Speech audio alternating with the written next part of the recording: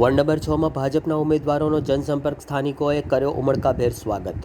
વડોદરા શહેરના ward number 6 માં આજે ભારતીય જનતા પાર્ટીના યુવા ઉમેદવાર અનિતા વીરપુરા, ધરતીબેન સોની, પવનભાઈ હેમનાણી અને રણજીતભાઈ રાજપૂતે વારસિયા મેન રોડ તથા ગુરુદ્વારા આસપાસની સોસાયટીઓમાં જનસંપર્ક અભિયાન ચલાવ્યું હતું। આ અભિયાન દરમિયાન ઉમેદવારોને સ્થાનિક રહેવાસીઓ દ્વારા ઉમળકાભેર આવકારવામાં આવ્યા હતા।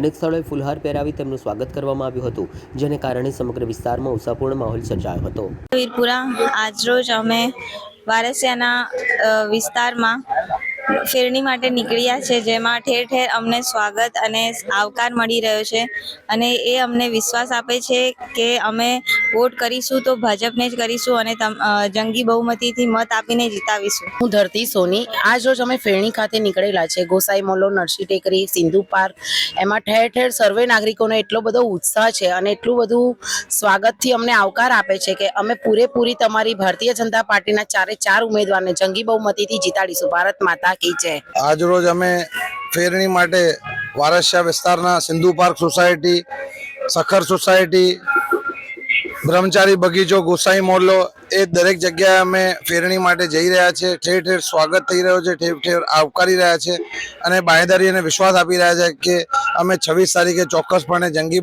મતદાન કરીને ભારતીય જનતા પાર્ટીના ચારે ચાર ઉમેદવારોને જંગી બહુમતીથી લીડ અપાવીશું।